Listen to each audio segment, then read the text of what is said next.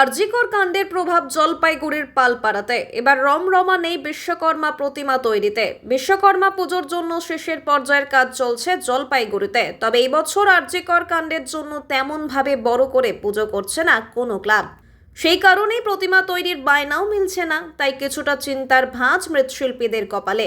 এ বিষয়ে এক মৃৎশিল্পী বলেন, এবার চারিদিকে আরজিকর কাণ্ডের জন্য চলছে প্রতিবাদ, তাই পুজোর দিকে ঝোঁক একেবারেই নেই। আমরা বেশ কয়েকটি প্রতিমা তৈরি করেছি, কিন্তু তা বিক্রি হবে কিনা সন্দেহ রয়েছে। আমাদের হাতের তৈরি প্রতিমার চাহিদাও এবার তেমন ভাবে নেই। এর পাশাপাশি প্রতিমা তৈরির সরঞ্জামের দামও অনেকটাই বেড়েছে। সব মিলিয়ে এবার বিশ্বকর্মা পুজোর বাজার তেমন ভাবে জমে ওঠেনি।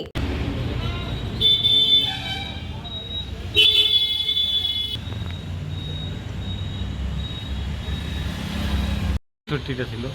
এবার কি কমছে? হ্যাঁ, কি হ্যাঁ। মনে হয় কমছে কেন কমছে বিশ্বকর্মা? না, এবার পূজা অনেকে ছোট করতেছে। এই সামনের নানা কিছু প্রাকৃতিক ব্যাপার আছে, সেটা আছে। আর যে যত চারিদিকে ইটা লোকের পূজার একটা আলোটা নিয়ে পর কিছুটা আছে, এটা থাকবেই। এটা ব্যাপার কি, মানুষের মাইন্ডটা ওইদিকে ঢুকে আছে না। কি বিষয়? এই যে আর্জি করে যারা এই নানা আছে, আজ হরতাল, কালকে ওখানে অপরাধ, এই মানুষের মাইন্ডটা এখন পূজার দিকে আনন্দিত নাই। যেটা আনন্দের দিকটা সেটা এখনো ওইদিকে ডুবে আছে। পূজা করবে, তার জন্য কি মানে বিশ্বকর্মাতে প্রভাব পড়েছে? হ্যাঁ, অতটাই নেই আর কি। হবে পূজা, কিন্তু অতটাই নেই। এখন অর্ডার বাকি আছে, কিছু বাকি আছে, হবে। লাভ হচ্ছে আপনাদের এবার? হ্যাঁ, লাভ হচ্ছে আপনাদের?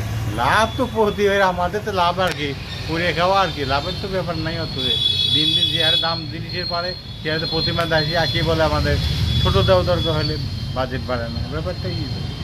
আর বিশ্বকর্মা পূজা বাড়ির নিজস্ব পূজা তো খুব একটা অত নিয়ে, এখন তো গাড়ি ঘোড়ার ব্যবসাও খারাপ সবার, ওই জন্য বিশ্বকর্মা পূজা আগে হয়তো এরকম অনেকটা, এখন ছোটো হয়ে গেছে সবারই পূজা। কি নাম আপনার?